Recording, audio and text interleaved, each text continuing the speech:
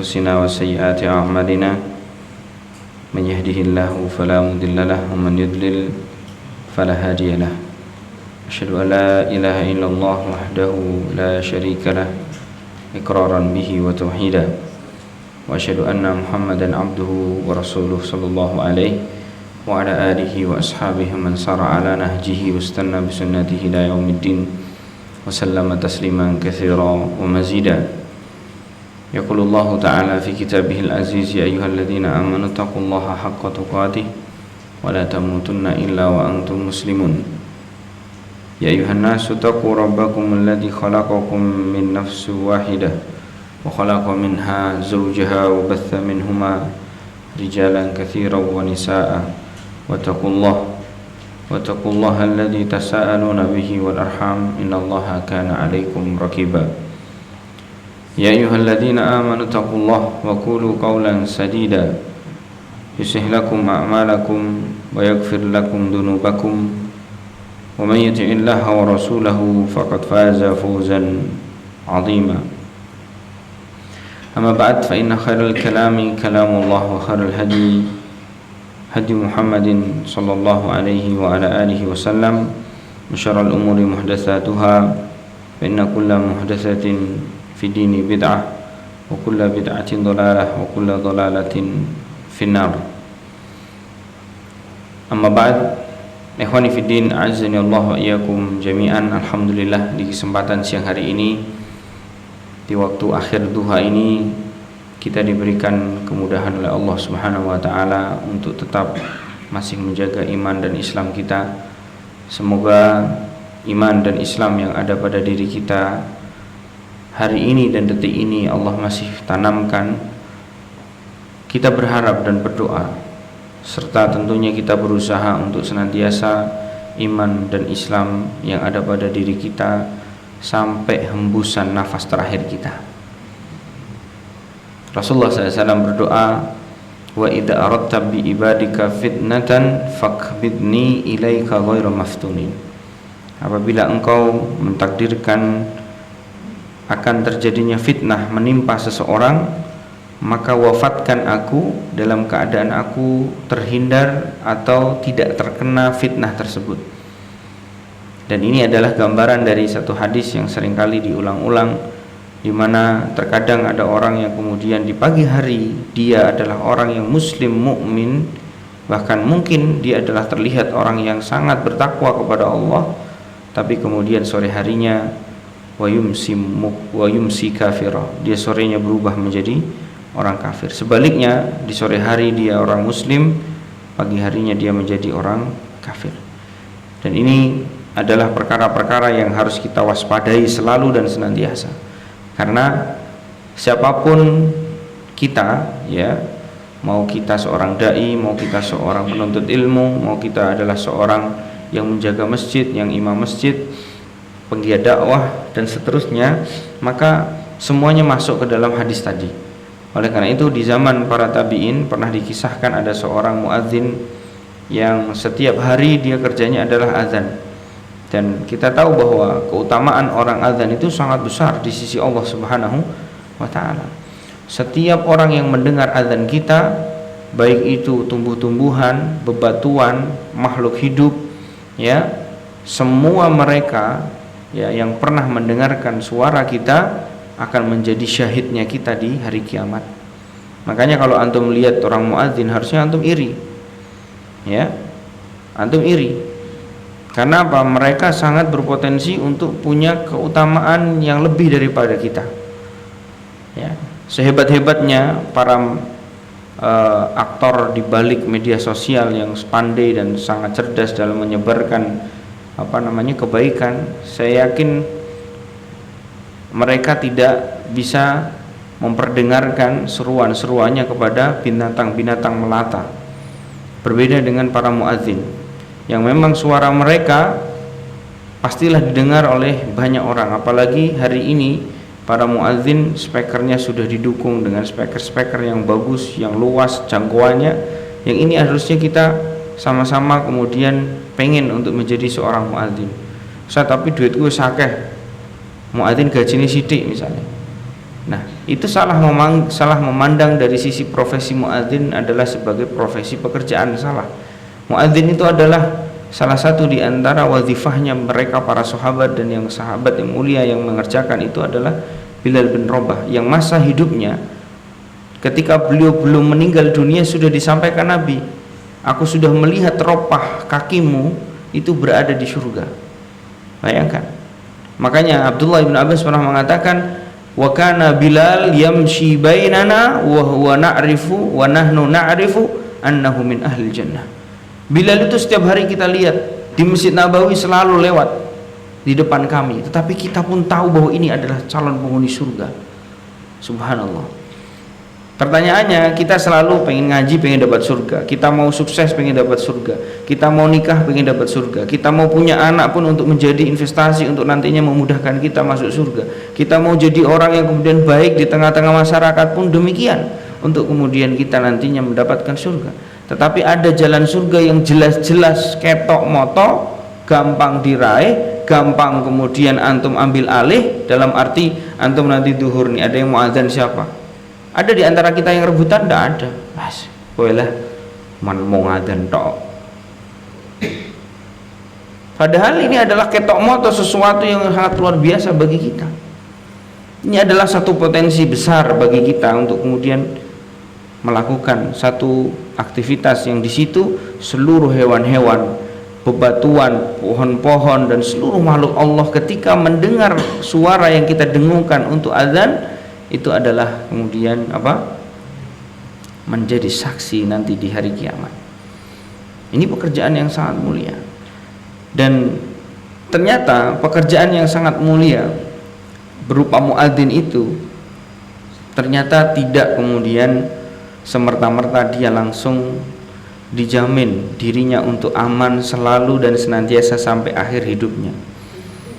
Ternyata di zaman para tabi'in, ya, itu diterangkan bahwasanya ada seorang muadzin yang setiap hari kerjaannya adzan, dan qadarullah masya'afa'al, setiap kali dia mau turun dari tempat dia mengumandangkan adzan, selalu dia melihat ada tetangga masjid itu yang cantik jelita. Bagi dia tentunya, bagi kita yang mungkin nggak biasa saja, ya, karena memang wanita itu relatif, ya. Maka diterangkan, ikhwanifiddin a'azinillahu wa iyyakum jami'an, akhirnya dia pun menginginkan untuk melamar sang wanita tersebut. Ternyata begitu melamar, ya, ternyata wanita itu bukanlah seorang muslimah, tapi seorang Nasraniyah. Maka orang tuanya meminta, kalau kamu mau menikahi anak saya tidak mau yang menikahi seorang muslim, ya, harusnya adalah seorang Nasrani. Maka dia putuskan untuk keluar dari Islam untuk menikahi wanita tersebut. Baru niat saja, ya, sudah mengumumkan sebagian beberapa orang-orang di sekitarnya.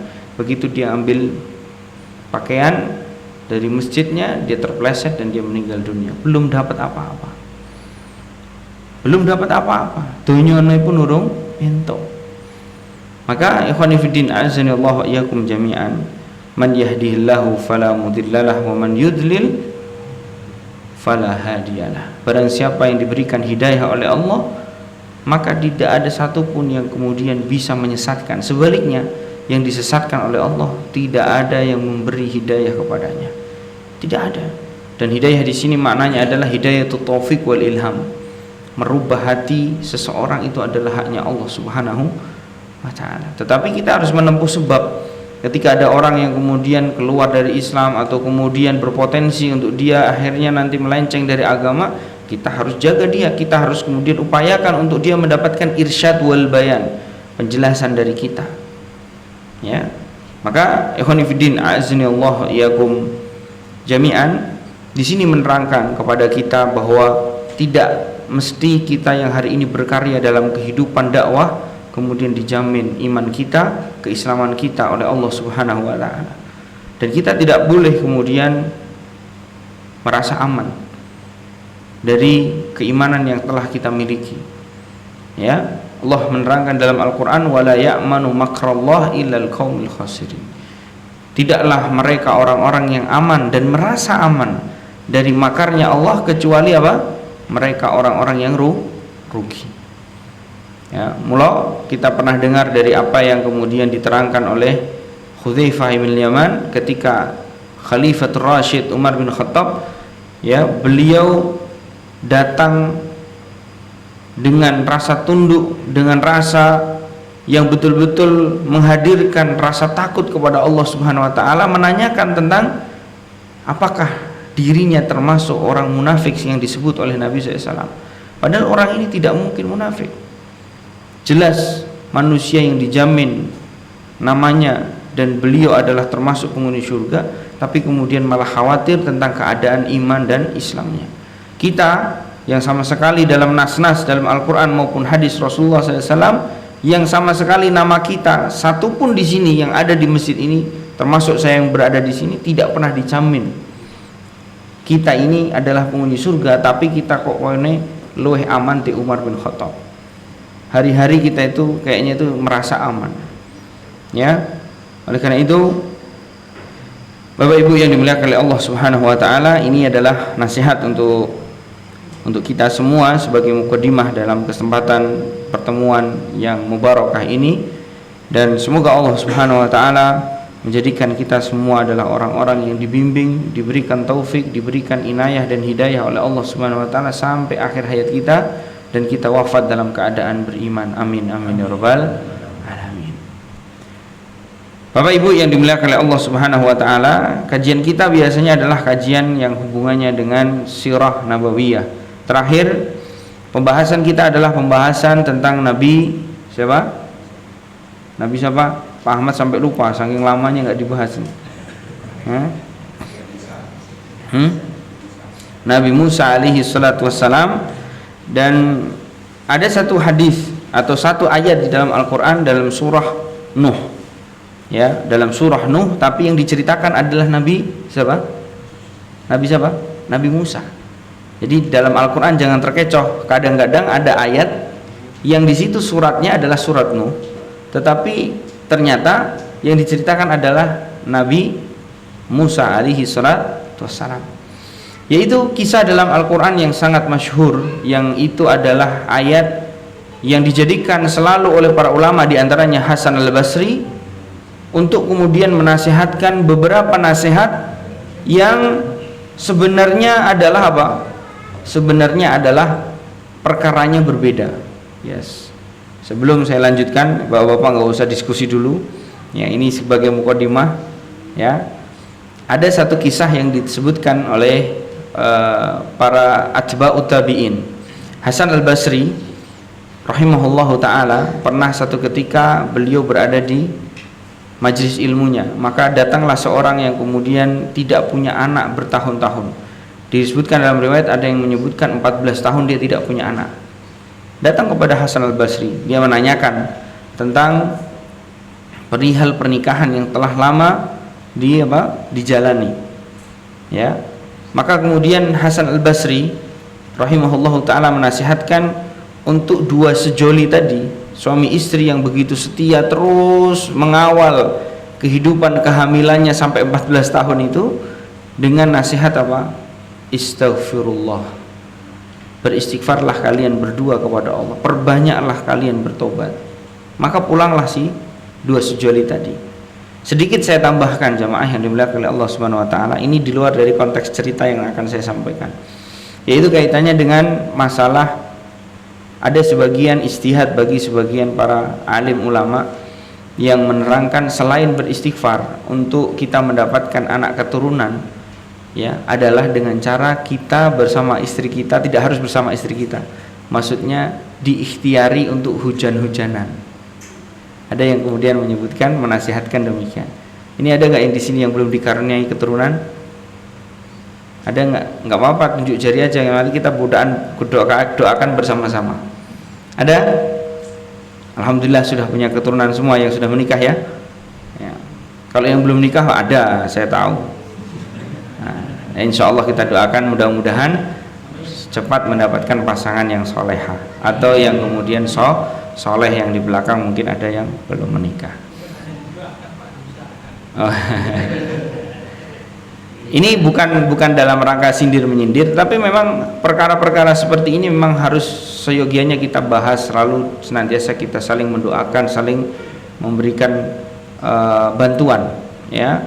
Karena Rasulullah SAW ya perintahkan kita untuk menikah, perintahkan kita untuk memperbanyak anak. Dalam satu hadis yang sahih, Rasulullah SAW pernah didatangi oleh seorang anak muda yang kemudian datang kepada Rasulullah SAW, ya Rasulullah, saya mendapatkan seorang perempuan yang cantik, yang kemudian solehah, yang baik pokoknya, ya, walakinnaha la talid, tetapi wanita itu, mohon maaf ibu-ibu ya, ini yang menyampaikan Nabi SAW, wa innaha la talid, tetapi wanita itu tidak bisa melahirkan, dia punya masalah di rahimnya. Maka kemudian Rasulullah SAW pun tidak menjawab pertanyaan dari sang anak muda tadi. Rasulullah SAW pergi. Keesokan harinya beliau datang lagi kepada Rasulullah SAW, menanyakan akan hal tersebut. Ditanyakan lagi, Rasulullah pun tidak menjawab. Maka ketiga kalinya, ya, Rasulullah SAW menasihatkan, tazawwaju al-walud al-wadud, nikahlah dengan seorang wanita yang penyayang dan berpotensi punya anak banyak. Fa inni mukatsirum bikumul umam, karena sungguh aku ini bangga terhadap anak yang banyak. Jadi memang anak keturunan itu juga selain kita punya investasi kebaikan, karena idza matal insan inqata'a amaluhu illa min thalath, ya kan? Ya kan? Hadis itu kita hafal dan kita betul-betul familiar dengan hadis tersebut, bahwa nanti anak itu akan menjadi investasi kebaikan kita, kan deh Pak, ya. Selain itu, anak itu juga ternyata menjadi sebab Rasulullah menjadi bahagia, menjadi bangga. Makanya Rasulullah SAW mengatakan, inni mukatsirum bikumul umam. Dan para ulama menegaskan bahwa makna hadis tersebut menunjukkan bahwasanya orang yang telah membuat Rasulullah SAW bahagia, nanti Rasulullah akan membalas kebahagiaannya. Dan di samping itu, para ulama terkadang menghadirkan satu kisah yang ada hubungannya dengan Rasulullah itu tidak pernah yang namanya melupakan kebaikan seorang pun kepada beliau.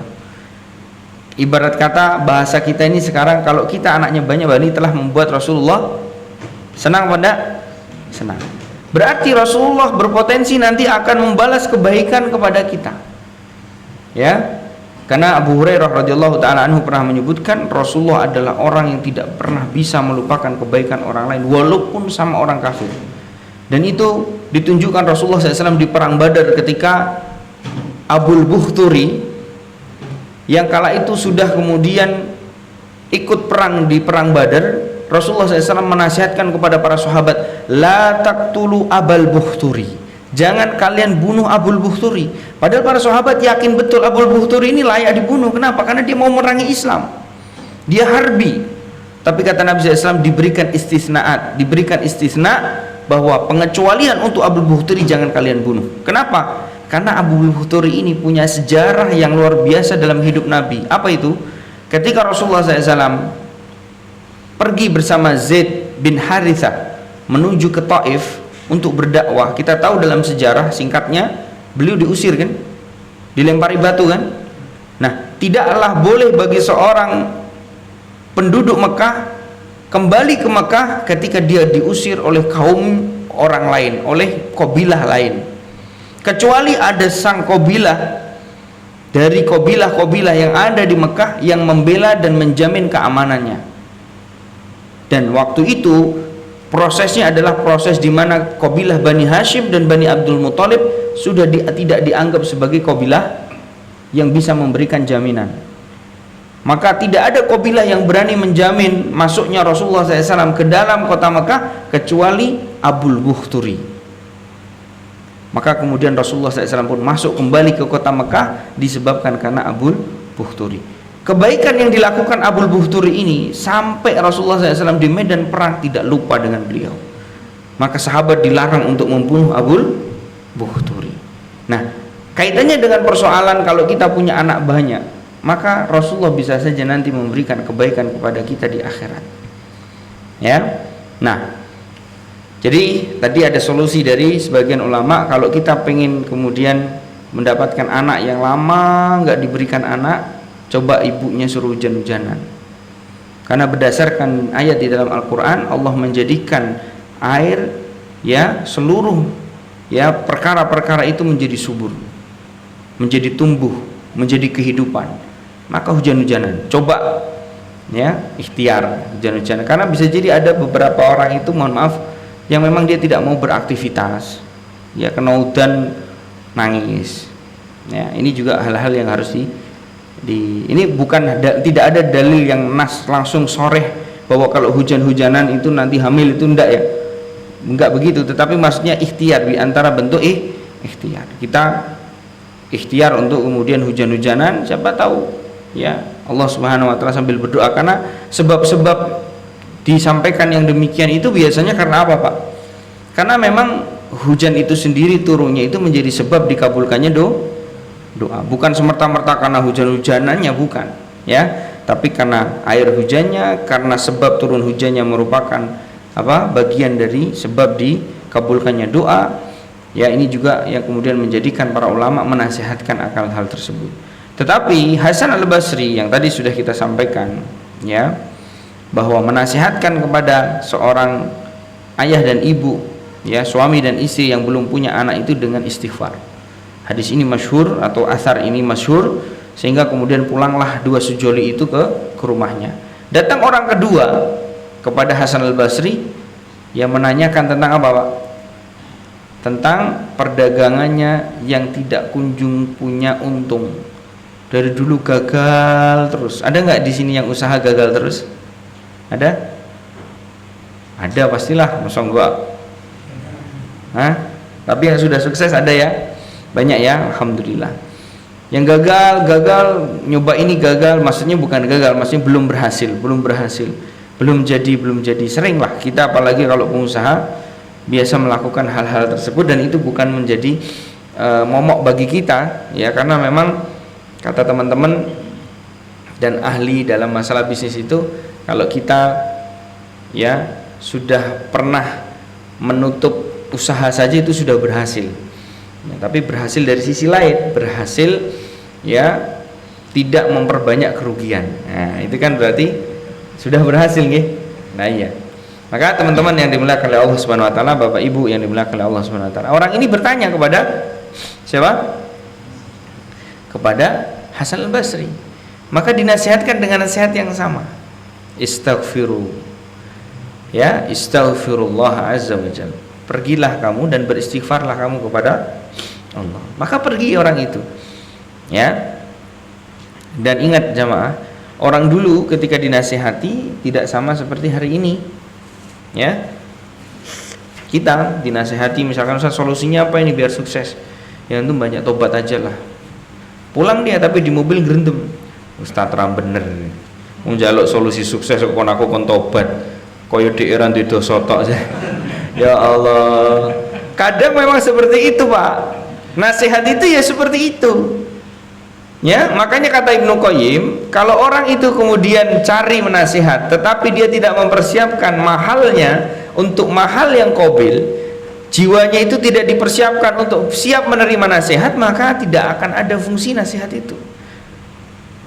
Padahal, ya, sebagian sahabat, bahkan seluruh para sahabat ketika dinasihati Nabi SAW itu terkadang mereka itu, kalau kita lihat itu harusnya tersakiti hatinya. Kadang Nabi SAW ketika kemudian ditanya oleh para sahabat, ya, wahal yakubun nas ala wujuhihim, ya, apakah, kata Mu'adz bin Jabal, ini perkataan Mu'adz bin Jabal yang waktu itu bertanya kepada Rasulullah SAW, apakah manusia itu dihukum, ya, disebabkan hanya karena dosa lisannya? Rasulullah waktu itu langsung ngomong, waihaka ya Mu'adz, sakilatka ummuka ya Mu'adz. Lihat bahasanya, Nabi SAW itu langsung kemudian mencela di situ, dalam artian mencela apanya? Mencela statementnya, ya. Yang kadang-kadang kalau kita perhatikan para sahabat itu kalau tidak dengan hati yang tulus menerima nasihat, mungkin bisa lari dari Rasul kita Shallallahu Alaihi Wasallam. Karena memang nasihat itu kadang-kadang jamaah itu bagi sebagian orang kalau tidak siap dinasihati, maka itu bukan lagi nasihat, justru malah menjadi pertengkaran. Iya. Dia pulang malah benci sama ustadznya. Dia pulang malah benci sama gurunya. Itu ada. Ya. Kita tidak sedang membahas gurunya harusnya belajar dong cara bagaimana menasihati. Itu nggak usah dibahas kaitannya itu. Tapi untuk kita yang kemudian harusnya meminta atau kemudian ingin disampaikan kepada kita nasihat, ya kita harus membuka diri untuk kemudian hati kita siap menerima. Ya. Sebagaimana Fatimah radhiyallahu taala anha pernah kepada Rasulullah SAW meminta pembantu. Maka Fatimah dikatakan oleh Rasulullah SAW, hafalkan olehmu, salah satu di antara riwayat yang menyebutkan Allahumma inni as'aluka atau Allahumma ya hayyu ya qayyum bi rahmatika astaghits Allahumma aslih li sya'ni kullah wa la takilni ila nafsi tarfata ain. Kemudian anak kita ngomongi gitu, Pak aku tolong butuh iki kowe ndonga sik ya nak mulai. Kowe grentem mesti. Tak jamin 100%. Anak-anak kita kalau kemudian minta sesuatu lalu kemudian kita sarankan yang lain, kowe grentem. Saya mintanya es krim kok dikasihnya doa. Saya minta belikan HP, ke orang tua saya malah nasihati dan menceramahi saya untuk mohon kepada Allah, beristighfar kepadanya. Ya kan? Tapi Fatimah pulang tidak, beliau hanya mengatakan ayahku menasihatkan ini. Ya. Dan itulah yang kemudian diterangkan oleh para ulama, nasihat-nasihat yang disampaikan dahulu oleh Nabi SAW, oleh para sahabat, para tabi'in. Terkadang nasihat-nasihat yang memang to the point, tidak kemudian berbelit-belit. Kebutuhan yang kemudian dibutuhkan oleh sang penanya terkadang tidak sesuai dengan ekspektasi yang bertanya. Orang kemudian kalau datang meminta pinjam uang, ya, itu memang dari rumah tujuannya bagaimana caranya biar dapat pinjaman, kan gitu. Padahal terkadang orang yang mau minjem itu sebenarnya kebutuhannya bukan uangnya, tapi ada sesuatu yang lain yang dilihat oleh orang yang tentu lebih berilmu, lebih dewasa, lebih kemudian saat itu tenang, bisa kemudian berpikir lebih jernih, yaitu apa? Kamu sabar dulu, jangan buru-buru dibayar dulu, karena kamu butuhnya sekarang, membreakdown dulu terlebih dahulu hutangmu berapa, ininya berapa, jangan gali lubang tutup lubang, kan begitu kadang-kadang. Ya, banyak perkara-perkara yang sebenarnya nasihat itu tidak sesuai dengan ekspektasi yang bertanya untuk diberikan kepadanya nasihat. Oleh karena itu, bagi orang yang kemudian berdagang dan tidak kunjung mendapatkan kesuksesan, begitu tanya apa solusinya, apa masalahnya, mau cuman kon istighfar, mulai nih orang nganggo ilmu mesti gerendem. Dijamin itu. Orang kalau kemudian datang minta solusi ini gimana, disuruh istighfar ki gerendem, Pak. Ustadz, saya ini jual mobil sudah 5 tahun nggak laku-laku. Padahal tonggoku nembe iklan rong dino payu, omah diiklan ke 3 hari laku. Aku ini 5 tahun nunggu nggak laku-laku, Ustaz. Antum banyak istighfar. Langsung apa? Memang aku akan dosa helit. Kok kon istighfar? Ini masalah. Itu loh. Padahal itu nasihat yang memang dibutuhkan. Karena penghalang rezeki yang paling besar adalah dosa. Penghalang rezeki paling besar adalah dosa. Itu tidak bisa dipungkiri. Ya.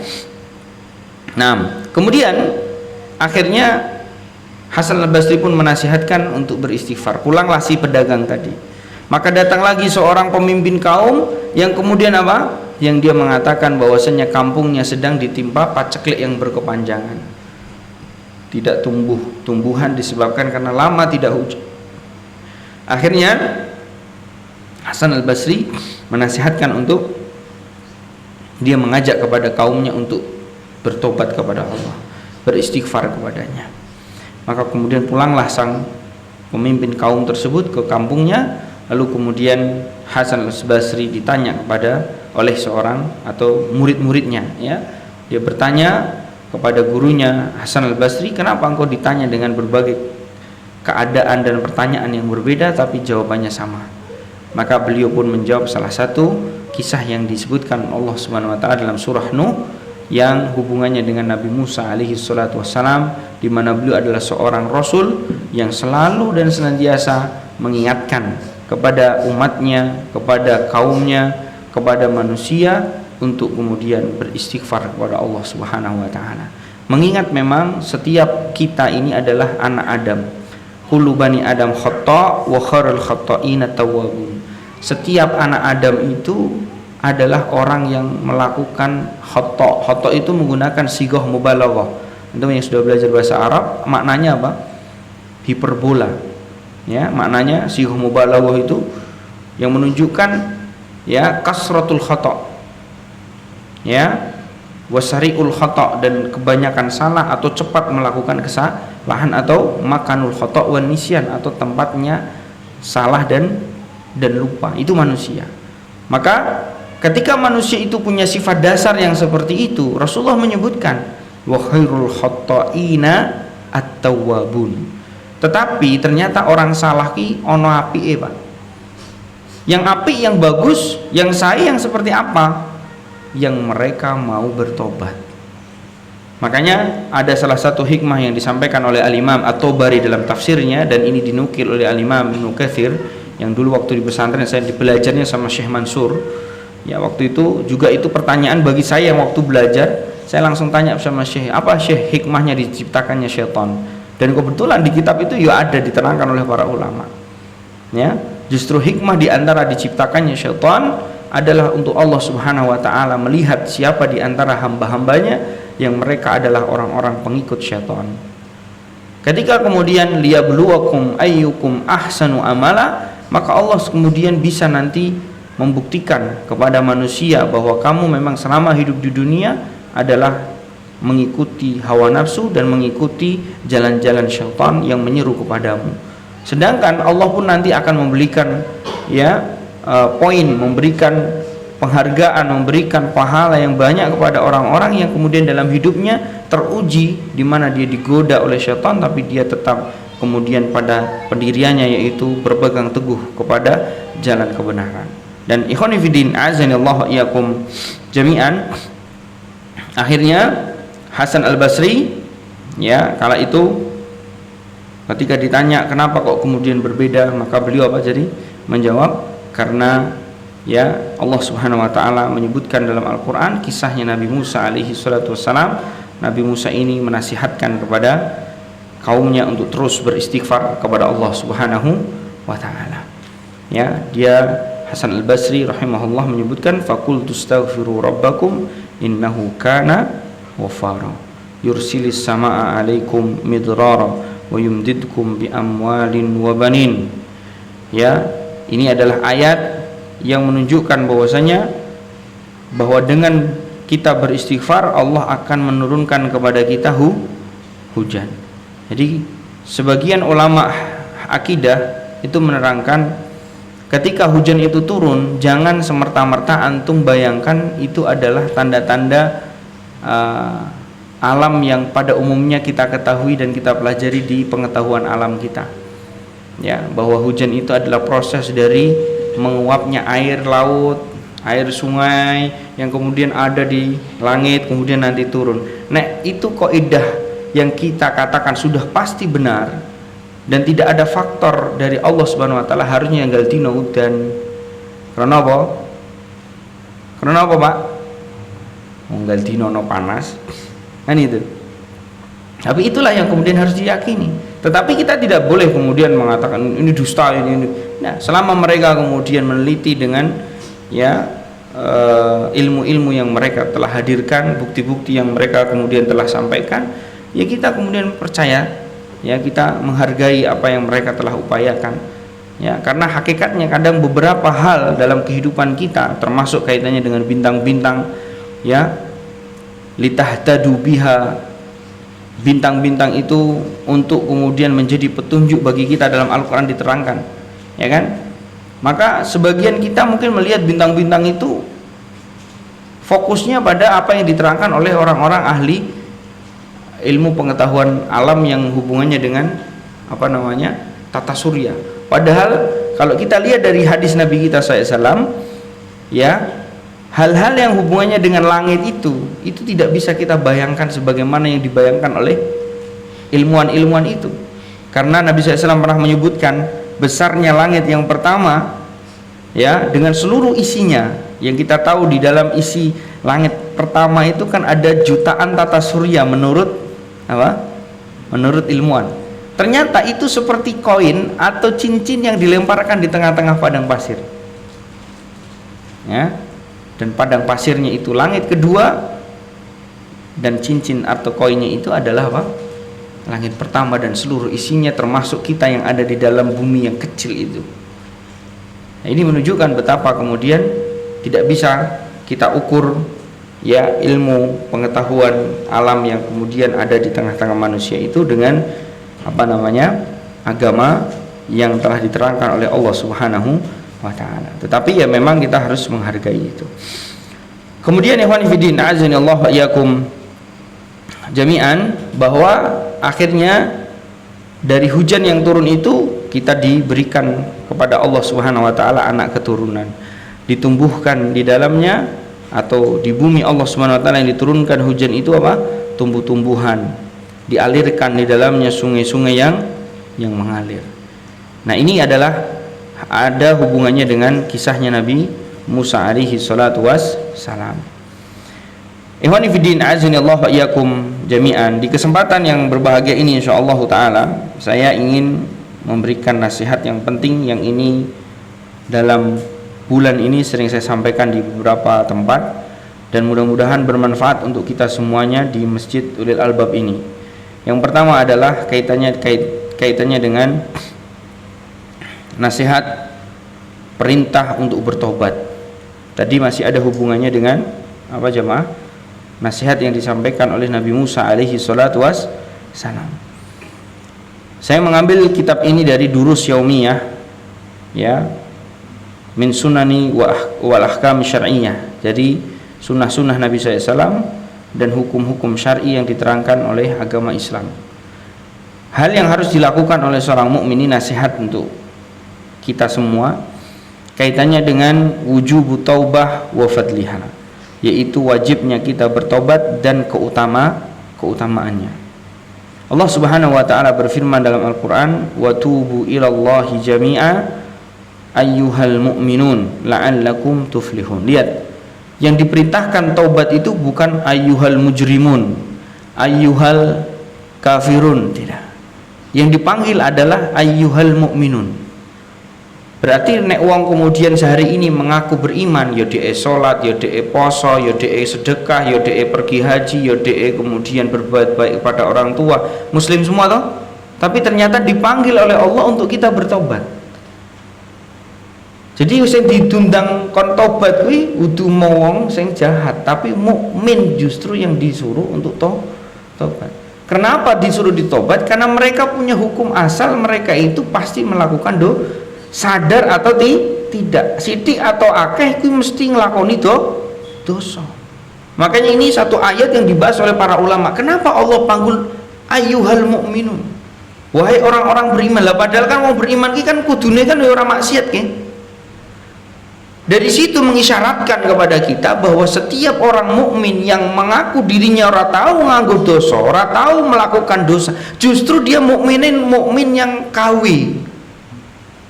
Bener. Kalau ada mukmin yang mengaku saya ini nggak pernah dosa, ki mukmin KW pak, jojo munafik. Dan itu benar dalam sejarah Islam, tidak ada satupun orang munafik yang mengakui kesalahan dan dosanya. Yang ada apa? Dia selalu mencari-cari kesalahan orang lain. Ini adalah ayat yang sangat penting untuk kita senantiasa perhatikan. Ya, lihat ketika Abdullah bin Ubay bin Salul melihat Nabi Muhammad SAW ketika membagi ghanimah diberikan kepada orang-orang yang baru masuk Islam lebih banyak, sedangkan orang-orang Ansor dan orang-orang Muhajirin yang sudah lama berjuang bersama Rasulullah SAW cenderung tidak banyak. Artinya lebih sedikit dari mereka orang-orang yang baru saja masuk Islam. Apa yang dikatakan Abdullah bin Ubay bin Salul dan orang-orang yang ada di dekatnya, maksudnya circle-nya dia orang-orang munafik? Dia mengatakan kepada Muhammad dengan lantang, "Ya Muhammad, i'dil fa innaka lan ta'dil." Berbuat adillah engkau, karena sungguhnya engkau ini enggak adil. Bayangkan. Jadi nek ana wong kemudian ngomong karo wong liya, kowe ora bener. Kuwi sebelum ngomong kudu dipikir, Pak. Ini konteksnya nasihat sudah benar apa belum? Ojo-ojo ini kita hanya karena hawa nafsu saja. Ternyata yang benar bukan yang benar bukan kita yang menasihati, justru yang dinasihati yang benar. Maka sebelum kita berkata, berbuat, itu dipikir dhisik. Ya. Paham di sini? Nah, karena memang kaidah seorang mukmin itu pasti mereka itu berbuat salah. Cuman ada orang yang kemudian fakih terhadap dirinya bahwa dia adalah orang yang banyak salah, tapi ada orang yang bodoh terhadap dirinya. Dia anggap bahwa ketika dia telah sholatnya rajin, telah ngajinya rajin, telah ini dan itu, dia seakan-akan orang yang kemudian berada di atas angin dari saudara-saudaranya. Ya. Dan ingat, dalam bahasa pun harus ditata, karena bisa jadi kita ini kadang-kadang terdeteksi oleh orang dengan bahasa kita. Kalau orang kemudian menasihati dengan bahasa yang kemudian selalu ya menunjukkan anda, kamu, ente, ya, itu juga hati-hati. Ya, kita usahakan ya untuk kita kemudian menata bahasa kita. Kenapa? Karena yang hari ini yang duduk di sini pun, saya dari awal salam sampai detik ini, saya tidak pernah kemudian mengatakan bahwa nasihat ini hanya untuk panjenengan. Ini nasihat untuk kita semua. Allah Subhanahu wa taala sapa kita, wa tubu ilallahi jami'a. Taubatlah kalian kepada Allah Subhanahu wa taala ayyuhal mu'minun, wahai orang-orang yang beriman, la'allakum tuflihun. Semoga dengan kita bertobat, kata Allah Subhanahu wa taala, kita akan menjadi orang-orang yang beruntung. Allah Subhanahu wa taala juga menerangkan dalam ayat yang lainnya, ya ayyuhalladzina amanu tubu ilallahi taubatan nasuha. Wahai orang-orang yang beriman, bertobatlah kepada Allah dengan taubatan nasuha, dengan taubat yang nasuha. Nasuha itu didefinisikan oleh para ulama.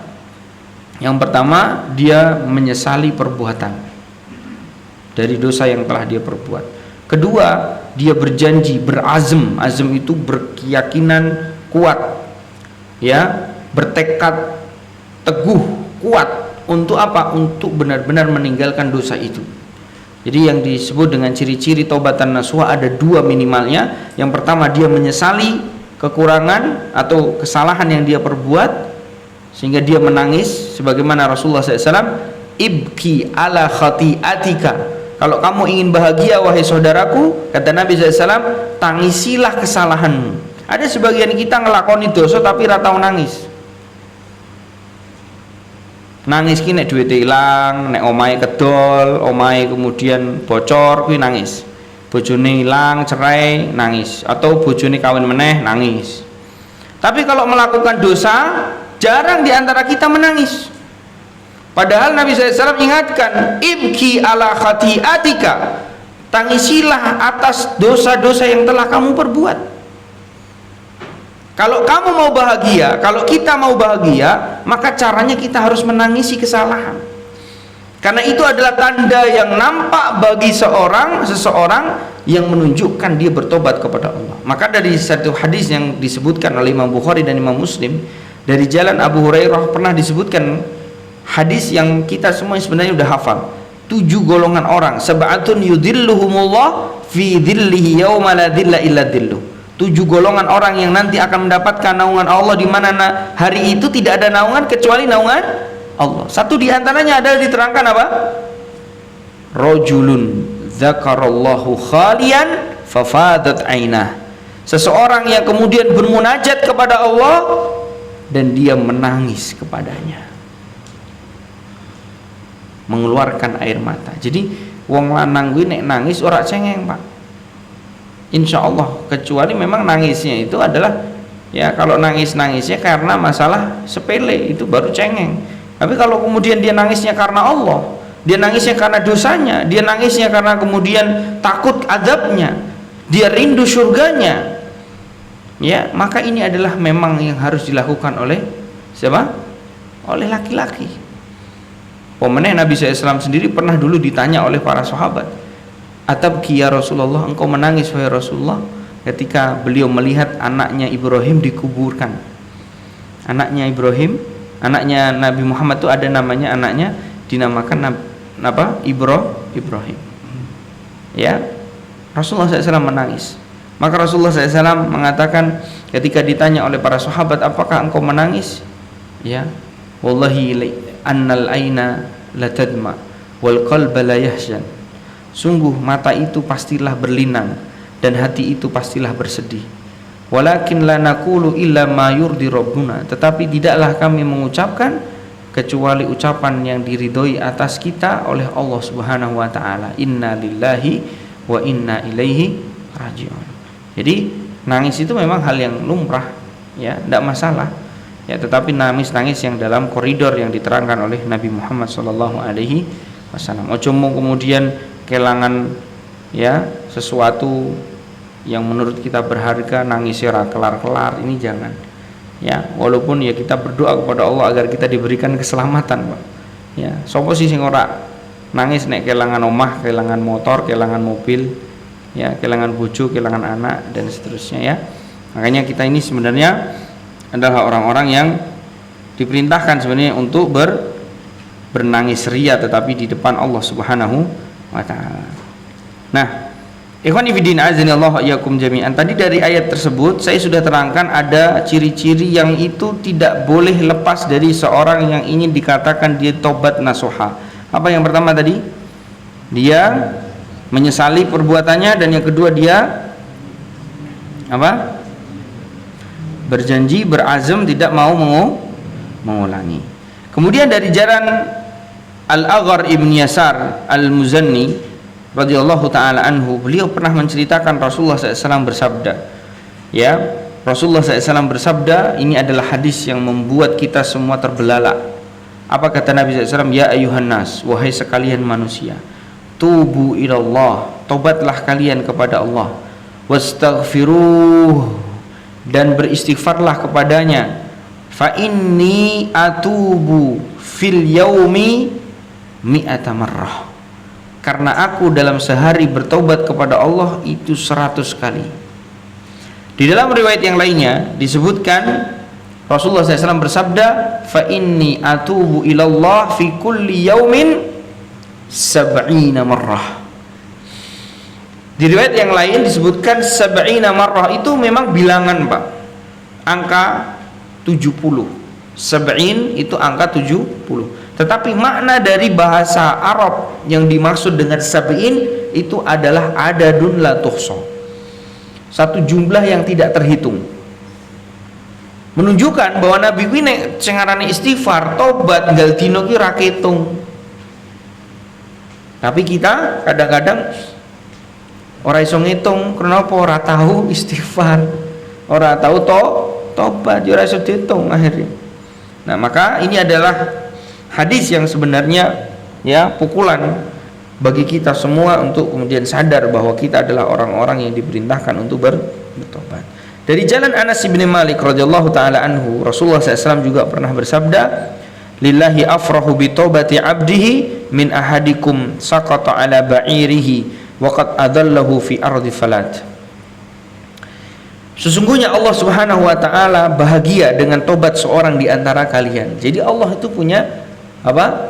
Salah satu sifat bahagia, gembira, senang ketika melihat apa?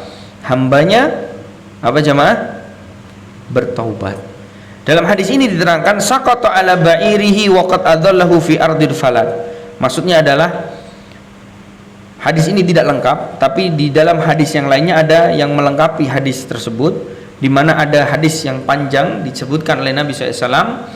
Jadi ada seorang yang kemudian kehilangan untanya, yang dimana untanya tersebut membawa seluruh barang-barang kebutuhan dia dalam safar, ya minuman, ya makanan, ya mungkin kompasnya kalau punya kompas, yang mungkin apa kebutuhan dia untuk tidurnya, pakaiannya dan seterusnya.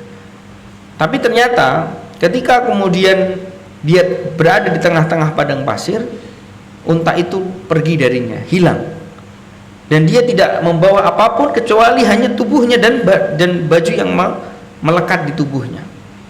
Maka dia mencari-cari di tengah padang pasir, disusuri, nggak ketemu. Ini di tengah padang pasir, Pak, ya, sampai kemudian dia sudah pasrah karena dia sudah tidak punya tidak punya perlengkapan untuk minum, makan, dia sudah kehausan, dia sudah kelaparan.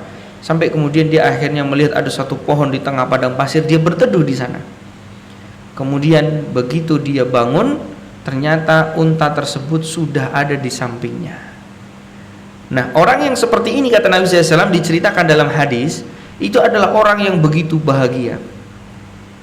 Ya, itu adalah orang yang begitu bahagia, dan bahagianya, ya, Allah Subhanahu wa taala lebih bahagia dari seseorang yang kemudian memiliki atau pernah melakukan atau pernah terjadi padanya kejadian yang demikian. Ya, sampai-sampai disebutkan dalam riwayat ada seseorang saking bahagianya orang yang seperti tadi itu, ya, dia mengatakan, ya, sungguhnya engkau ya Allah adalah hambaku, ya, dan ana rabbuka, dan aku adalah Tuhanmu. Ini saking senangnya sampai lali ngucapke lafal. Ya. Jadi, ikhwan fillah azanillahu iyyakum jami'an. Ada pernah kejadian teman saya di pesantren saking senangnya menang bal-balan, ya. Bal-balan ini lagi musim bal-balan, ya, Pak. Ya, bal-balan kuwi kata para ulama di antara Syekh masyhur itu beliau pernah menasihatkan luweh apik dek ketimbang delok. Jadi nek jenengan bal-balan untuk keringat terus kemudian main bola itu lebih baik daripada jenengan malam-malam nonton bola. Itu jauh lebih baik.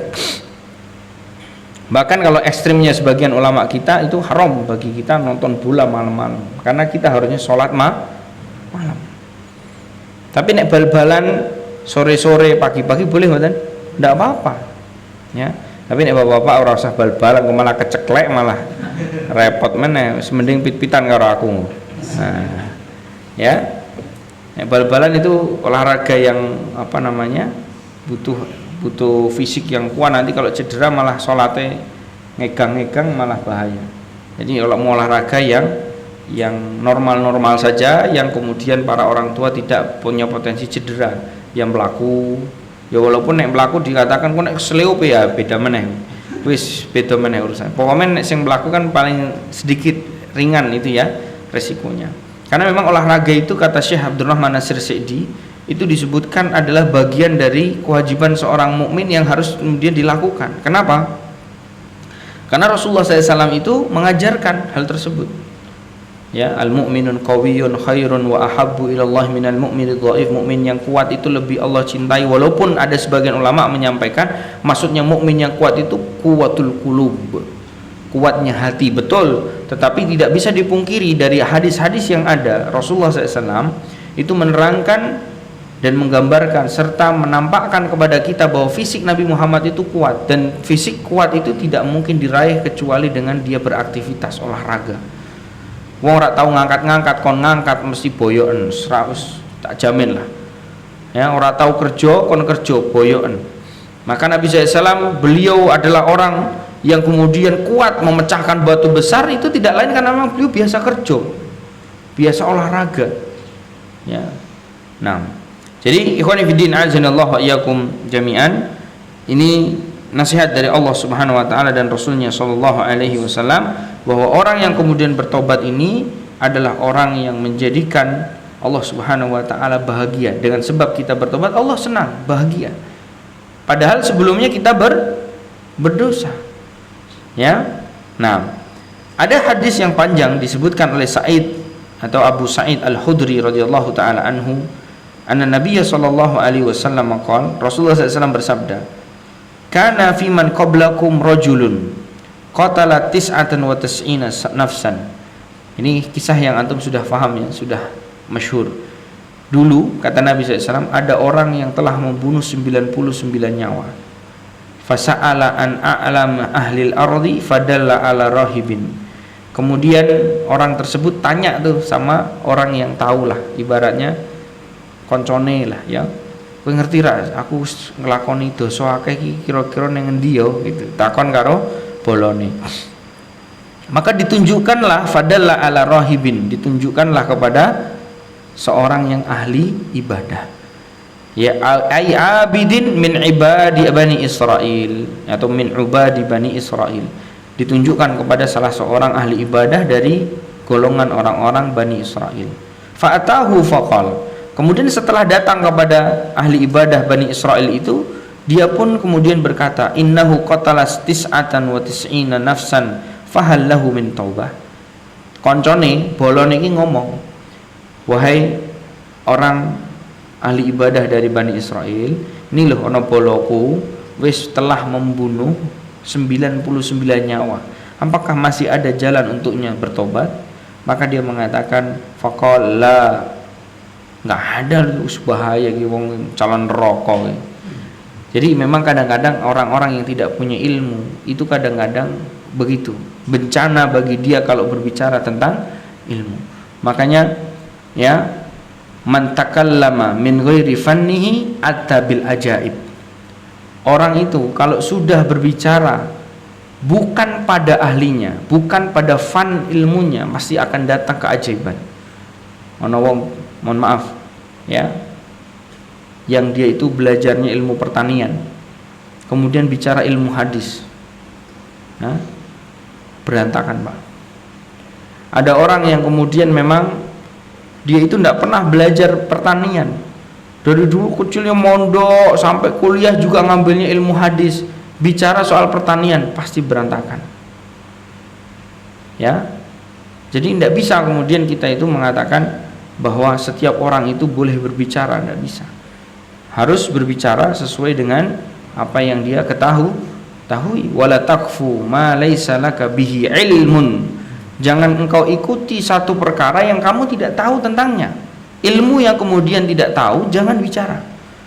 Inna sam'a wal basara wal fuada kullu ulaika kana anhu mas'ula. Semua ucapan, maksudnya inna sam'a pendengaran, wal basara penglihatan, wal fuada dan apa yang ada dalam hati seseorang, kullu ulaika kana anhu mas'ula. Semua itu akan dimintai pertanggungjawaban. Jadi jangan macam-macam. Maka ini cerita yang kemudian menjadikan kita mengambil pelajaran. Dimana kalau orang ahli ibadah itu orang sama takoni, orang sama takoni. Ini orang ahli ibadah, bukan tidak punya track record dia belajar ilmu, pernah mondok apa tidak, pernah belajar kuliah di mana, nggak usah mau takoni agama, didelok wae karena dakwahnya dia itu dengan akhlaknya dia. Masya Allah ya, wong kok kuat ya sholat duha setiap hari, wong kok kuat ya setiap Senin Kemis kok poso. Orang sama takoni ilmune apa, ora usah we. Salah nih jenengan takoni ilmune apa, takoni deloken wae. Masya Allah. Karena apa? Perilaku dan akhlak yang dilakukan oleh ahli ibadah itu motivasi bagi kita. Masya Allah, aku pengen ibadah kayak DI. Kan gitu. Kalau mau tanya itu is'alu ahla dzikri, bukan is'alu ahlal ibadati, bukan. Tanyalah kepada orang yang berilmu, bukan tanya kepada orang ahli ibadah. In kuntum la ta'lamun, kalau kalian tidak senantiasa mengetahui. Jadi ini hadis yang menerangkan kepada kita kepada siapa kita harus bertanya. Karena kalau kita bertanya kepada orang yang bukan ahlinya, waduh, idza usidal amr min ghairi ahliha fantadiri sa'ah. Kalau sesuatu itu diserahkan bukan pada ahlinya, kita tunggu tanggal hancurnya. Wes kayak bom waktu. Ya. Nah, ini diterangkan oleh Nabi kita SAW. Ternyata ahli ibadah itu mengatakan, lah ente nggak bisa, ente tobat, ente nggak bisa diterima lagi. Maka faqatalahu fakamala bihi mi'ah. Akhirnya dipateni juga itu orang. Nah itu tadi, molonya bukan hanya untuk orang lain, molone gua awake dewe juga. Nah akhirnya dia dibunuh, menjadi lengkaplah pembunuhan itu menjadi berapa? 100. Hadis ini sudah familiar, tapi ini untuk kita terangkan lagi karena ini belajar ya. Teman-teman, belajar ilmu itu tidak harus, aku tahu mulai weh. Antum tahu kalau setiap asatidah itu di setiap tahun di negeri kita itu ada daurah, beberapa kali ada daurah. Seperti contohnya daurah di Malang yang diadakan oleh Syekh Ali bin Abi Thalib, yang biasa diundang adalah masyayikh dari Madinah. Biasanya kalau enggak Syekh Soleh Suhaimi atau Syekh Sulaiman Ibnu Salimullah Ar-Ruhaili atau Syekh Mus'id bin Musa'id Al-Husaini, banyak ya. Kemudian kalau tidak, nanti masyayikh dari Urdun, murid-muridnya Syekh Nasruddin Al-Albani, seperti Syekh Salim atau Syekh siapa? Dulu pertama adalah Syekh Salim bin Id Al-Hilali yang mensyarah kitab Bahjatun Nadirin fi Syarhi Riyadhus Shalihin, mensyarah kitab Riyadhus Shalihin yang dinamakan kitabnya itu Bahjatun Nadirin. Itu kitabnya enak banget untuk kita pelajari karena runtutannya enak, baca hadis, gharibul hadis, fawaid hadisnya, kemudian ma yustafadu minal hadis. Jadi terinci, jadi orang belajarnya itu mudah. Ini hadisnya apa, penjelasannya apa, kalimat-kalimat yang gharibnya apa, fikul hadisnya apa, pemahaman hadisnya bagaimana, kemudian yang bisa diambil dari hadis itu apa, nanti diterangkan oleh Syekh Salim bin Eid Al-Hilali hafizahullah, beliau masih hidup, murid termasuk murid terbaiknya Syekh Nasruddin Al-Albani. Ini biasa diundang ke daurah di Malang, atau biasanya ini nanti juga Januari itu ada daurah di Solo, dan umur daurah ini juga mungkin baru sekitar 7 tahunan kalau tidak salah. Itu yang diundang adalah Syekh Ibrahim Ruhaili, ya, hafizahullah taala, ulama Madinah yang menjadi dosen dan guru besar di Jamiah Islamiyah Madinah Munawwarah yang ngajar akidah. Nah, beliau di Solo biasanya ngajarnya. Kemudian kadang Syekh Abdul Razak sama Syekh Saleh Sindi juga diundang di Pekanbaru, di Jakarta, dan itu daurah biasanya diikuti oleh para asatidzah kita. Antum tahu nggak yang dibahas di sana itu apa? Antum kira yang dibahas tuh ilmunya gede-gede? Enggak, sama usul salasa, qawaidul arba, usulul iman. Yang kita sama-sama juga sebenarnya apalagi kalau kita yang kemudian di pondok itu ngajarnya itu wis kelotok, Pak. Wis kelotok. Ibaratnya buku dari awal sampai akhir itu sing ngajar ya, itu sudah hafal, tapi diulang ya ora metu deh kajian, dia tetap belajar karena tidak pernah kita dapatkan ilmu yang dipelajari kecuali pasti akan ada faedah baru. Sudah pasti akan ada faedah baru. Kalaupun tidak ada faedah baru, maka pahala yang baru bagi kita. Karena majtama'a qaumun fi baitin min buyutillah yatluna kitaballah wa yatadarasuna fima bainahum illa nazalat alaihimus sakinah wa asyhadhumur rahmah wa hafathumul malaikah wa dzakarahumullahu fi man indah. Jadi jangan pernah kita remehkan kebaikan menuntut ilmu. Jangan pernah. Umar Ibn Khattab radhiyallahu taala anhu, ya, beliau menyelesaikan Al-Baqarah, ya, langsung kemudian menyembelih satu unta. Jadi dikira para sahabat itu Al-Baqarah itu enggak dipelajari gitu, salah.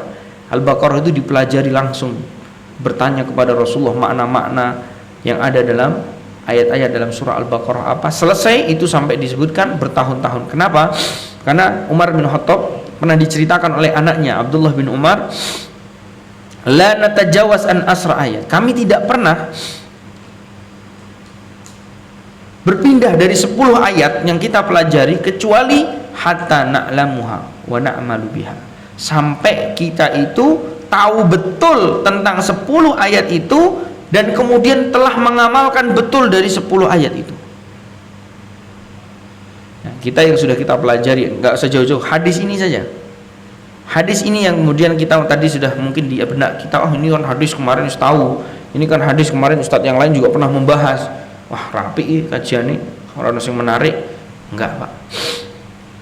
Pasti akan ada faedah baru yang bisa kita dapatkan. Dan Syekh Abdurrahman Nasir Sa'di pernah ditanya salah satu muridnya, dan pernah ditanya oleh ulama yang lain sezamannya, ya, ketika mendengar apa yang diterangkan oleh beliau Syekh Abdurrahman Nasir Sa'di dalam penjelasan tafsirnya. Makanya antum kalau buka tafsir milik beliau itu kadang tafsirnya berbeda, artinya berbeda. Bagaimana? Ada bahasa-bahasa yang itu adalah nasihatnya itu nyata dan realita dalam kehidupan manusia, ya. Nah, beliau pernah ditanya, kenapa kok kemudian engkau muncul penjelasan yang begini begitu luar biasa, dan itu ada dan terjadi di kehidupan kita. Maka beliau mengatakan, aku sebelumnya tidak pernah membayangkan untuk menjelaskan itu, tetapi begitu beliau ngajar, itu muncul dengan sendirinya langsung menjelaskan. Maka itulah yang kemudian disebut apa? Ilham dari Allah Subhanahu wa ta'ala. Terkadang orang-orang yang berilmu itu kadang-kadang mereka mendapatkan penjelasan spontanitas yang kemudian dibimbing langsung oleh Allah Subhanahu wa ta'ala. Makanya kenapa kok faedahnya selalu berbeda antara satu kajian dengan kajian yang lain? Kenapa berbeda, Pak?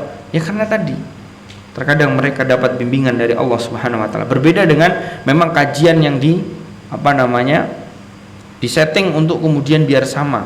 Seperti yang pernah saya ikuti adalah kajian sebelum atau prahaji pada saat musim haji. Saya di Madinah, saya duduk di majelisnya Syekh Abdul Muhsin Al-Abbad hafizahullah taala. Beliau ya menjelaskan tentang fikih haji dari bukunya beliau yang beliau, mohon maaf ya, beliau hari ini itu kan tidak melihat. Sudah lama beliau nggak melihat. Bukunya ini sudah dicetak sudah bertahun-tahun lalu. Karena waktu itu saya duduk, saya juga mendapatkan buku itu gratis karena jamaah haji waktu itu. Karena waktu itu musim haji memang benar-benar tidak ada kecuali memang orang-orang yang mau haji. Itu saya dapat haji buku itu. Sambil bimbing jamaah pada saat itu, saya kasih tahu jamaah, mungkin kalau bapak-bapak mau dengar saja insya Allah dapat pahala, walaupun tidak paham nanti saya jelaskan. Hanya sebagian jamaah ikut juga duduk. Saya buka itu bukunya dari awal beliau menjelaskan bab terkait tentang kaitannya dengan ihram, kemudian tawaf dan seterusnya, tapi nggak sampai tentang wukuf, tidak sampai karena memang itu waktunya cukup singkatnya. Tapi buku yang saya pegang yang itu telah ditulis lama bertahun-tahun, dengan apa yang beliau sampaikan itu koyone podo, seakan-akan beliau itu sedang membaca jamaah. Bayangkan, inilah kehebatannya ulama. Dan itu beliau usianya sekarang 90 tahun lebih. Antum umur 50 wis lali nama bojone, umur 60 lali nama anake, umur 70 waliyadzubillah. Ya, makanya ada doa Rasulullah SAW mengajarkan kepada kita untuk kita berlindung kepada Allah dari masa tua yang jelek. Ora kelingan kabeh, mohon maaf buang air ning ngendi-ngendi, ngompolan dan seterusnya. Ini bahaya, Pak. Maka meminta dari sejak muda, yang bapak-bapak yang sudah tua sekarang mulai dari sekarang juga minta, nggak apa-apa, Pak. Untuk masa-masa tua itu dalam keadaan baik dan sehat. Ya, meninggal dalam keadaan baik. Nah, kemudian diterangkan Rasulullah SAW menyebutkan, ini sudah ngantuk gitu ya. Aku sengaja serak popo. Ono sing ngantuk tadi mau tak panggil saya nggak enak, takutnya nanti kaget. Aku ya bodohnya sebenarnya ngantuk. Ya. Taib. Kata Nabi SAW, setelah itu orang yang bertanya kepada sang ahli ibadah tadi ternyata tidak puas, justru dia malah menambah poinnya lagi, menambah dosanya lagi, itu membunuh seorang yang ahli ibadah tadi. Maka kemudian dia pun datang kepada orang lain lagi untuk ditunjukkan kepada orang yang bisa menasihatkan tentang keadaannya. Maka orang tersebut dibawa kepada orang yang alim ilmu agama. Summa sa'ala an a'lam ahlil ardi fadalla ala rajulin alim. Dia pun tanya, lalu ditunjukkan kepada orang yang alim. Kemudian orang alim itu ya disampaikan oleh orang yang membawanya, innahu qatala mi'atan nafs fahallahu min taubah. Apakah dia masih bisa bertobat sedangkan dia telah membunuh 100 nyawa? Maka orang alim itu berkata, faqala na'am, iya masih bisa. Ya, wa man yahulu bainahu wa bainat taubah. Siapa yang bisa menjadi penghalang antara dirinya dengan taubat? Siapa yang bisa menjadi penghalang antara seorang hamba dengan Allah Jalla Jalaluhu?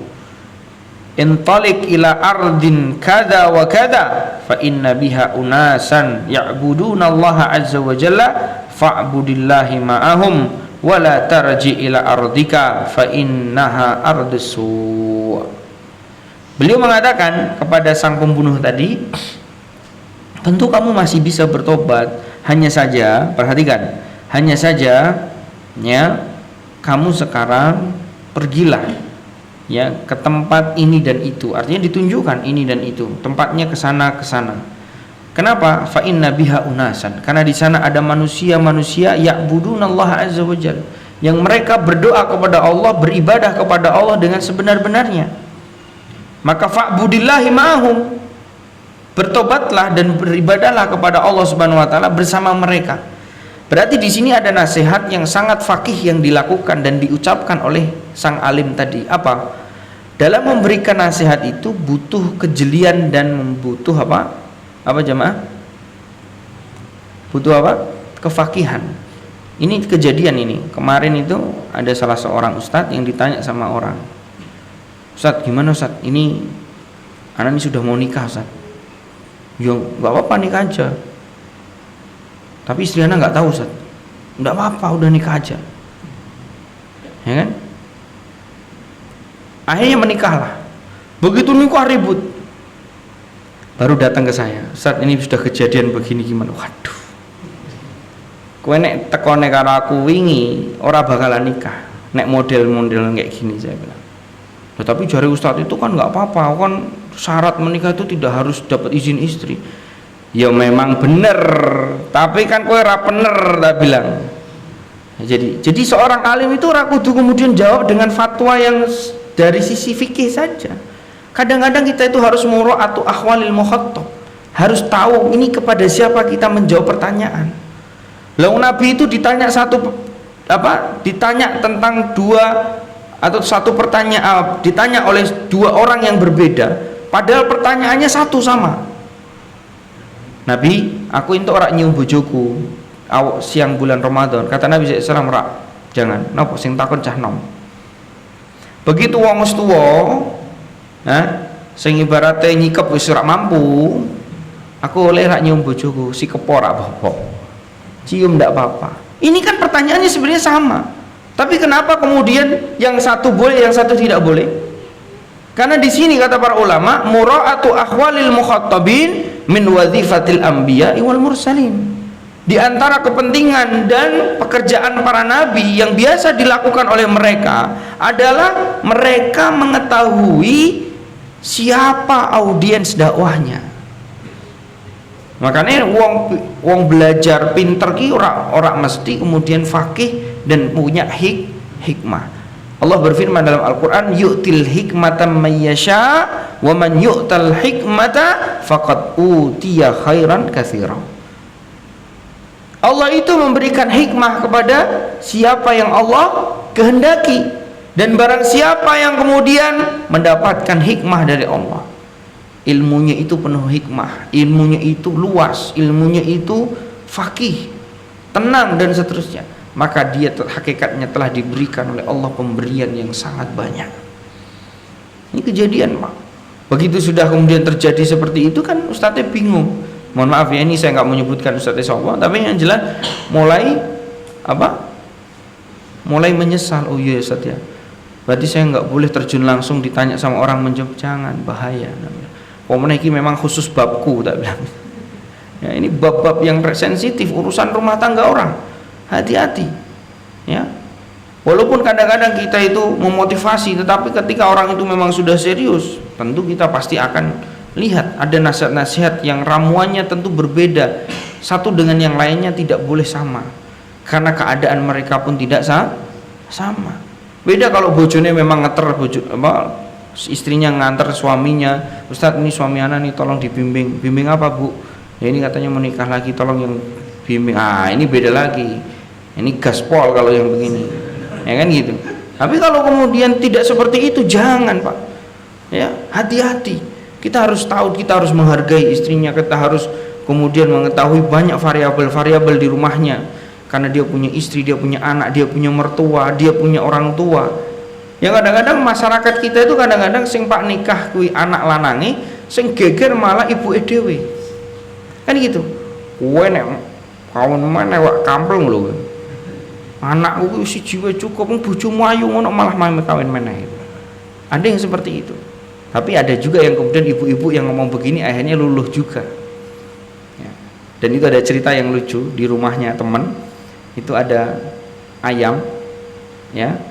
Yang kemudian mohon maaf babone mung siji, anaknya kan akeh. Si anaknya si cilik-cilik dikejar terus karo babon, karo si jagone itu. Terus kemudian ibunya ini spontanitas ngomong begini, kuwi lho mbok ditukoke babon meneh loro apa telu mesake kuwi sing babon iki dikejar-kejar terus lho. Mamah ki piye to? Karo ayam melas karo anake dhewe ora melas. Masya Allah. Itu cerita fakta realita ada di dalam kehidupan kita. Akhirnya alhamdulillah sekarang pun ya dimudahkan untuk kemudian melakukan salah satu syiar di antara syiar-syiar Islam. Tapi ingat, dalam masalah seperti ini itu harus jeli. Jangan asal kemudian kita menjawab. Karena masing-masing itu berbeda. Ya. Nah, ikhwani fiddin azanillahu wa iyyakum jami'an. Maka yang disampaikan oleh Nabi SAW bahwa orang tersebut yang alim tadi mengarahkan untuk apa teman-teman? Untuk pindah tempat, karena memang aljar qobladar, tonggo dhisik sebelum gawe omah. Alhamdulillah yang tinggal di perumahan-perumahan di BSB itu alhamdulillah komunitasnya sudah ada ya. Orang mau dewean toh. Alhamdulillah serasa pindah-pindah Pak. Alhamdulillah justru di situ dikuatkan. Ya. Tapi kalau kita itu belum beli rumah, lagi mau beli rumah, ojo asal milih omah sing apik tok. Wah, ini mentang-mentang kene perumahan elit kita cari di situ. Jangan cuman itu. Tanya tonggone sopo. Takutnya nanti jenengan beli ternyata sebelahnya adalah orang yang biasa nyewa-nyewakan sound system. Setiap hari ngecek sound. Deng deng deng deng deng deng deng deng deng deng deng deng deng. Antum mau tidur rak situ. Dan itu ada satu kejadian Ustadz yang pernah saya ceritakan. Dia itu mau apa teman-teman? Mau tidur setiap hari dengarkan lagu dangdut. Padahal beliau ini ahli Quran, setiap hari ngapalin Quran. Akhirnya tercampurlah dengan lagunya dangdutan. Itu sampai nangis-nangis. Ustaz, ya Allah gitu cerita. Ya Ustaz pindah tapi masih ada kontrakannya lah, daripada gue dalam masa mengontrak itu antum mati. Oh iya juga, akhirnya di over kontrak. Itu terjadi teman-teman. Ya. Nah, maka ini penting sebelum kita kemudian beli rumah itu harus tahu tetangganya. Kenapa? Lingkungan itu sangat berpengaruh bagi setiap mukmin. Inna sahiba sahib almar'u ala dini khalili falyandur amman yukhalil, dan masih banyak sekali dalil-dalil yang ada. Maka kemudian kita selesaikan sedikit. Rasulullah SAW menceritakan orang tersebut akhirnya bertobat kepada Allah dan kemudian mengiyakan dan mematuhi apa yang dinasihatkan oleh alim tersebut, di mana dia berpindah. Dia berjalan tuh menuju ke tempat yang ditujukan oleh alim tersebut. Tapi dalam perjalanan, begitu dia itu sudah mau menuju ke tempat tersebut, belum sampai dia meninggal dunia. Dan disebutkan kata Nabi SAW, malaikat azab dan malaikat rahmah, sebagaimana yang disebutkan dalam hadis Bara' bin Azib, semua orang itu hanya ada dua potensi. Kalau kita mau meninggal, itu hanya ada dua keadaan. Ima kita didatangi oleh malaikat putih, bersih, dan yang wangi harum baunya, atau orang yang disebut oleh Rasulullah SAW malaikat yang bengis, yang busuk, yang kejam perilakunya. Hanya itu saja. Nah, keadaan itu ternyata terjadi pada orang ini. Ternyata yang turun dua-duanya. Dan malaikat itu debat. Malaikat azab mengatakan, innahu lam ya'mal khairan qattun. Sungguh ini adalah jatahku, karena dia sama sekali belum pernah berbuat baik. Kata malaikat rahmah, ini jatahku. Kenapa? Ja'ata iban mukbilan biqalbihi ilallahi azza wajal. Enggak, ini jatah saya. Kenapa? Karena dia telah bertobat, dia datang kepada Allah Subhanahu wa ta'ala. Kemudian fa'atahum malakun fi suratil adami faja'alahu bainahu ay hakaman bainahuma. Kemudian datanglah seorang malaikat dengan apa? Wajah manusia, dengan tubuh menyerupai manusia, menjadi hakim dari dua malaikat tersebut. Dan intinya adalah, ya, singkat ceritanya, Allah Subhanahu wa ta'ala menjadikan hakim itu untuk apa? Untuk menghakimi mana yang lebih dekat. Apakah negeri yang baik atau negeri yang buruk? Kalau negeri baik berarti jatahnya malaikat rahmat. Kalau negeri yang buruk maka jatahnya malaikat azab. Ternyata dalam riwayat yang lainnya Allah berfirman, memerintahkan negeri yang baik itu untuk mendekat kepada hamba tersebut, hanya sebab dari hamba yang bertobat kepada Allah Subhanahu wa ta'ala. Akhirnya diambillah nyawanya oleh malakut rahmah. Maka teman-teman yang dimuliakan oleh Allah Subhanahu wa ta'ala, ini adalah satu dalil yang sangat membuka pandangan kepada kita bahwa bertobat itu adalah merupakan kewajiban setiap mukmin. Ya, mudah-mudahan yang sedikit ini bermanfaat bagi kita semuanya, dan semoga Allah Subhanahu wa taala menjadikan kita termasuk orang-orang at-tawwabun, orang-orang yang selalu dan senantiasa bertobat kepada Allah Subhanahu wa taala. Demikian yang bisa kami sampaikan. Wallahu taala a'lam bishawab. Subhanakallahumma bihamdika asyhadu an la ilaha illa anta astaghfiruka wa atubu ilaik. Wassalamualaikum warahmatullahi wabarakatuh.